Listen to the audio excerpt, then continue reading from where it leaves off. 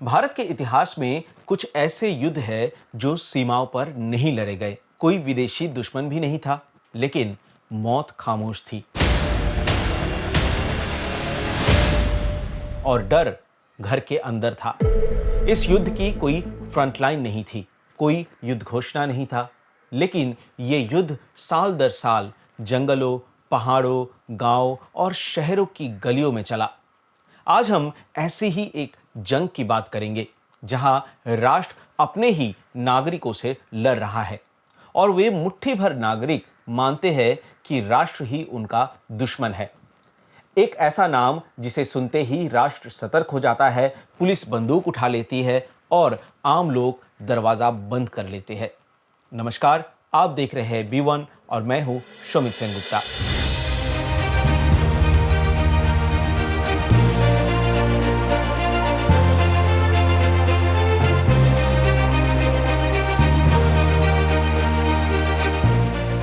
नक्सल, ये कौन है? इनके हाथों में बंदूक क्यों है? पश्चिम बंगाल के एक छोटे से गांव से ये आग पूरे देश में कैसे फैल गई? और आज जब सरकार कह रही है कि 2026 के मार्च तक भारत को नक्सल मुक्त करना है, तब सवाल सिर्फ एक ही है कि इस रक्त रंजित रास्ते का इतिहास क्या है? नक्सल अचानक बना कोई आतंकी संगठन नहीं है। उनके लिए ये एक विचारधारा है। नक्सलवाद मतलब मार्क्सवाद, लेनिनवाद और माओवादी विचारधारा का सशस्त्र अनुप्रयोग। इस विचारधारा का मूल विश्वास है कि भारतीय राष्ट्र बुर्जुआ है, यहाँ अमीर शोषक है और गरीब शोषित। संसद उनके मत पे नाटक है और चुनाव अमीरों का खेल। कानून और अदालत पूंजीवादियों की ढाल है, इसलिए फैसला एक ही है। संसद नहीं, बंदूक ही सत्ता का स्रोत है। इस विचारधारा की जड़ें चीन के नेता माओ से तुंग में है। माओ ने कहा था, गांव पर कब्जा करो, शहरों को घेर लो। यह रणनीति प्रोलॉन्ग्ड पीपल्स वॉर की है। भारत में इस विचारधारा को ढो रही है सीपीआई माओइस्ट, राष्ट्र के रजिस्टर में जिसका नाम है लेफ्ट विंग एक्सट्रीमिज्म। इनका लक्ष्य क्या है? इनका लक्ष्य भारत के करीब 40% भूभाग में जहां पर आदिवासी रहते हैं, वहां पर आदिवासी नियंत्रित समांतरण शासन स्थापित करना। समय था 1967, आजादी के महज 20 साल बाद। कागज पर देश आजाद था, लेकिन गांव में किसान तभी भी गुलाम थे। पश्चिम बंगाल के दार्जिलिंग जिले के एक छोटा सा गांव नक्सलबारी। 25 मार्च 1967 में एक गरीब किसान अदालत के आदेश के मुताबिक अपनी ही जमीन पर खेती करने गया, तो जमींदारों के गुंडों ने उन्हें खूब पीटा, यहां तक कि उनके फसल को भी छीन लिया गया। यही चिंगारी का काम करती है। इसी घटना को केंद्र बनाकर आंदोलन शुरू होता है। इसे एक वर्ग के अत्याचार के खिलाफ मूवमेंट कहा जाता है। इसके बीच 3 नाम इतिहास के पन्नों पर आ जाता है: चारू मजुमदार, कानू सान्याल और जंगल संथाल। वे ग्रामीणों से कहते हैं कि अब अर्जीपति नहीं, सीधे हथियार उठाओ जमींदारों के खिलाफ। चारू मजुमदार का हिस्टोरिक डॉक्यूमेंट्स आंदोलन का रूपरेखा लिखता है। Political power grows out of the barrel of a gun.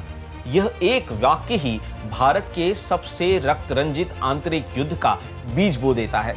1967 से 71 तक पश्चिम बंगाल युद्धग्रस्त हो जाता है। नक्सलबारी आंदोलन छू लेता है जादवपुर यूनिवर्सिटी, प्रेसिडेंसी कॉलेज के युवाओं को भी। दीवारों पर नारे लिखे जाते हैं कि चीन का चेयरमैन हमारा चेयरमैन। गांव-गांव में शुरू हो जाता है जमींदारों की हत्याएं, पुलिस को मार दिया जाता है। ट्रायल होता है अवैध जन अदालतों में। 1970 में कोलकाता के छाती पर शिक्षकों से लेकर पुलिस तक मारे जाते हैं। पश्चिम बंगाल में तब यूनाइटेड फ्रंट की सरकार, मुख्यमंत्री अजय मुखोपाध्याय। 1969 से 70 तक यूनाइटेड फ्रंट सरकार के आंतरिक कलह, सत्ता संघर्ष और नीतिगत मतभेदों के कारण सरकार टूट जाती है। मुख्यमंत्री अजय मुखोपाध्याय बहुमत खो देते हैं। 1967 के नक्सलबारी से शुरू होकर 1969-70 तक सशस्त्र आंदोलन कोलकाता और ग्रामीण इलाकों में हिंसक रूप ले लेता है। कानून व्यवस्था सरकार के नियंत्रण से बाहर चली जाती है। पुलिस प्रशासन पर राजनीतिक दबाव, हड़ताल, अवरोधों से सरकार ठप हो जाती है। तत्कालीन इंदिरा गांधी की अगुवाई वाले केंद्र के कांग्रेस सरकार दावा करती है कि पश्चिम बंगाल में संवैधानिक रूप से सरकार चलाना संभव नहीं। इसलिए आर्टिकल 356 लागू कर दिया जाता है और 1970 के मार्च में पश्चिम बंगाल में राष्ट्रपति शासन लग जाता है, जो 1971 के अप्रैल तक चलता है। राजनीतिक अस्थिरता, नक्सल हिंसा, प्रशासनिक विघटन, इन्हें ही राष्ट्रपति शासन के लिए कारण बताया जाता है। फिर आता है 1972। बंगाल में फिर कांग्रेस सत्ता में आती है। मुख्यमंत्री बनते हैं सिद्धार्थ शंकर रॉय और सत्ता में आते ही नक्सल दमन रणनीति बनाई जाती है। रणनीति हर हमले का जवाब। पुलिस को गिरफ्तार और एनकाउंटर की खुली छूट दी जाती है। 1972 से 75 तक हजारों नक्सली गिरफ्तार होते हैं या पुलिस की गोलियों से मारे जाते हैं। पुलिस हिरासत में ही उसी साल नक्सल आंदोलन के मुख्य नेता चारू मजमदार की मौत हो जाती है। इसके साथ ही 25 जून 1975 से देश में इमरजेंसी लगने पर नक्सल आंदोलन की कमर टूट जाती है, लेकिन साथ ही सरकार पर मानवाधिकार उल्लंघन का भी आरोप लगता है। नक्सली शहर छोड़कर जंगल में चले जाते हैं। छत्तीसगढ़, झारखंड, बिहार, ओडिशा, आंध्र प्रदेश, महाराष्ट्र और पश्चिम बंगाल में डर का रेड कॉरिडोर बन जाता है।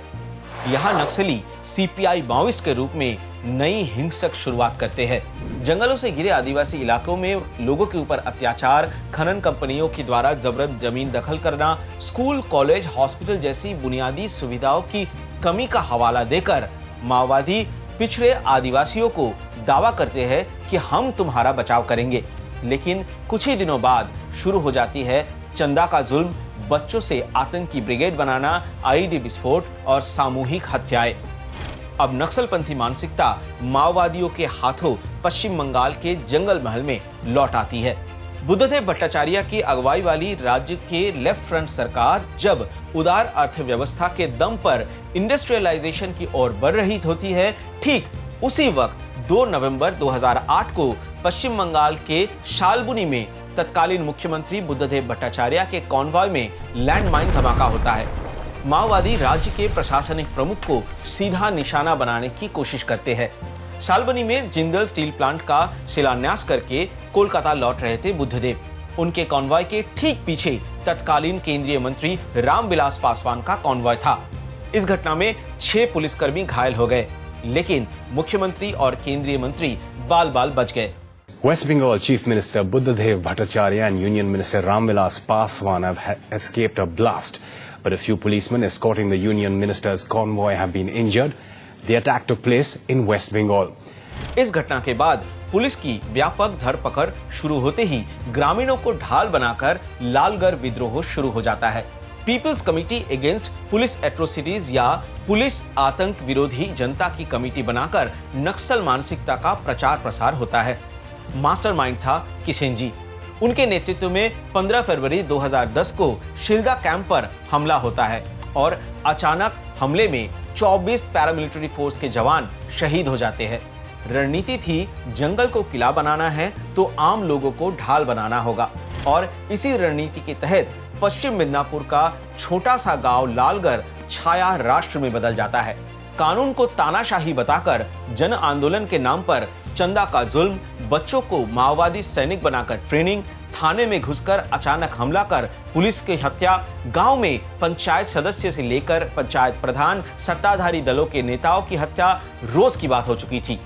In breaking news just coming in, we can now confirm that 5 people have been killed in a Naxal attack on a BJP legislators convoy in Chhattisgarh. This is in the Nakulnar area of Dantewada district in Chhattisgarh, where that attack apparently took place. Cowardly and dastardly Maoist attack in which IEDs were used.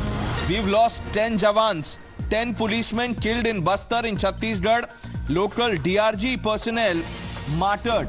यहाँ तक शिक्षकों को मारने से भी माओवादी दोबारा नहीं सोचता था। 2008 के बाद भारत की नक्सल दमन नीति में मौलिक बदलाव आता है। पहले की प्रतिक्रियात्मक पुलिस कार्रवाई की जगह राष्ट्र अपनाता है सुरक्षा, विकास और पुनर्वासन, ये त्रिमुखी रणनीति। उद्देश्य था कि एक तरफ सशस्त्र माओवादियों का ढांचा तोड़ना, दूसरी तरफ लंबे समय से पुलिस के कंट्रोल के बाहर जो इलाका था उसमें प्रशासनिक मौजूदगी, बुनियादी ढांचा और वैकल्पिक जीविका का अवसर बनाना। इस रणनीति का व्यवहारिक रूप दिखता है एक के बाद एक लक्ष्यभेदी अभियानों में। और इस चरण की शुरुआत वास्तव में 2008-9 में लालगढ़ अभियान से शुरू होता है।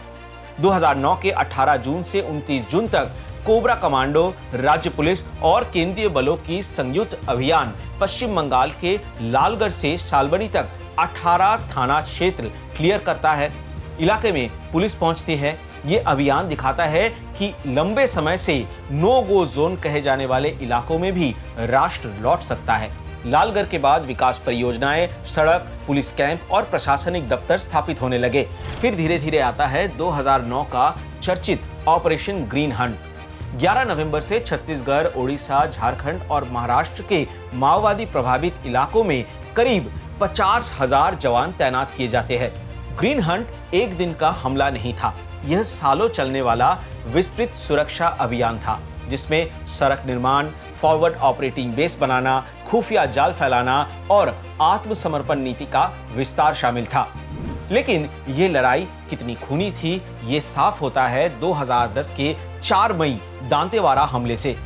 माओवादियों के आईडी और घेराबंदी रणनीति से 76 सीआरपीएफ जवान शहीद हो जाते हैं। यह घटना राष्ट्र को एक तरफ कठोर सुरक्षा नीति की ओर धकेलती है, तो दूसरी तरफ सुरक्षा बलों के प्रशिक्षण, माइन प्रोटेक्शन और खुफिया समन्वय पर जोर बढ़ाती है। इसी बीच 2011 के मई में बंगाल में 34 साल का Marxist communist party of India के नेतृत्व वाली वामपंथी शासन का अंत होता है। ममता बनर्जी की अगुवाई में तृणमूल कांग्रेस और कांग्रेस की गठबंधन सरकार बनती है और उसी साल 23 नवंबर को झारग्राम के बुरीशोल जंगल में पुलिस एनकाउंटर में किशन जी का मौत हो जाती है। एक एक कर माओवादियों के पहले दर्जे का नेता आत्मसमर्पण करने लगते हैं। पश्चिम बंगाल में माओवादियों का ढांचा पूरी तरह टूट जाता है। 2011 के विधानसभा चुनाव से पहले अशांत जंगल महल चुनाव का मुख्य मुद्दा था, लेकिन 5 साल बाद 2016 के चुनाव में शांत जंगल महल ममता बनर्जी का प्रचार का मुख्य हथियार बन जाता है। माओवादियों के खिलाफ जंग में ममता बनर्जी की रणनीति खूब सराहा जाता है। हालांकि विरोधी सीपीएम दावा करती है कि माओवादियों के साथ ममता बनर्जी की पहले से ही मिलीभगत थी और इसी कारण से किशन जी को जल्द से एग्जीक्यूट कर दिया गया।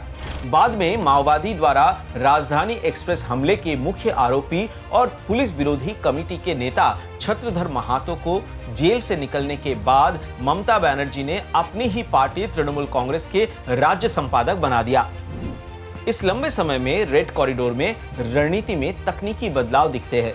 2022 में झारखंड के बूढ़ा पहाड़ी में ऑपरेशन ऑक्टोपस चलाया जाता है, जहां मुख्य लक्ष्य माओवादियों के लगातार लैंडमाइन और आईडी क्लियरेंस था।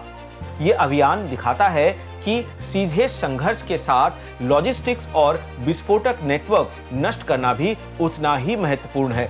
इसके सिलसिले में 2022-23 में छत्तीसगढ़ में ऑपरेशन डबल बुल चलाया गया था, जहां मुख्य फोकस हथियार सप्लाई चेन तोड़ना था।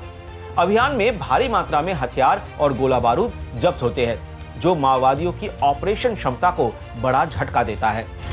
2025 आते आते ऑपरेशन और हाई इंपैक्ट हो जाता है। ऑपरेशन कागर में महज 50 घंटे में 27 माओवादी मारे जाते हैं और शीर्ष नेता बासव राजू की मौत संगठन के नेतृत्व को बड़ा झटका देती है। इसी साल ऑपरेशन ब्लैक फॉरेस्ट चलाया जाता है, जिसमें 21 दिनों में 31 माओवादी मारे जाते हैं और 800 से ज्यादा आईडी जब्त किया जाता है। यह अभियान साबित करता है कि राष्ट्र अब सिर्फ इलाका नियंत्रण नहीं, बल्कि नेतृत्व, फंडिंग और विस्फोटक नेटवर्क सबको एक साथ निशाना बना रहा है। कुल मिलाकर 2008 से 2026 इस दौर में नक्सल दमन नीति का विकास दिखाया। बंदूक की लड़ाई के साथ साथ विकास और पुनर्वास जोड़कर देश में धीरे धीरे नक्सल प्रभावित जिलों की संख्या घटी। यही त्रिमुखी रणनीति आज के लक्ष्य की नींव नक्सल मुक्त भारत की है। एक दिलचस्प फैक्ट बताता हूँ। जब केंद्र सरकार नक्सल मुक्त भारत का फैसला लेती है, तो असम के डीजीपी ज्ञानेंद्र प्रताप सिंह को सीआरपीएफ का डीजी बनाया जाता है और उनके नेतृत्व में चल रहा है all out operation. Gyanendra Pratap Singh वही आईपीएस ऑफिसर है जिन्हें एनआरसी आंदोलन के समय अशांत असम को नियंत्रित करने के लिए स्पेशल डीजीपी बनाकर भेजा गया था और गुवाहाटी पहुंचते ही कुछ ही दिनों में स्थिति काबू में आ गई। जीपी सिंह 1991 बैच के असम मेघालय कैडर के आईपीएस ऑफिसर है, जिन्होंने एनआईए में बतौर आईजी पुलवामा, उरी और पठानकोट जैसे हमलों की जांच को लीड की है। जीपी सिंह उस टीम के लीडर थे जिन्होंने कश्मीर में सिविलियन के आड़ में रहने वाले आतंकी नेता यासीन मलिक के खिलाफ टेरर फंडिंग का ठोस सबूत अदालत में पेश कर सजा दिलाई। यासीन मलिक वही प्रभावशाली अलगाववादी आतंकी नेता थे जो पूर्व प्रधानमंत्री मनमोहन सिंह के साथ एक ही टेबल पर बैठकर कश्मीर को लेकर चर्चा में बैठा था।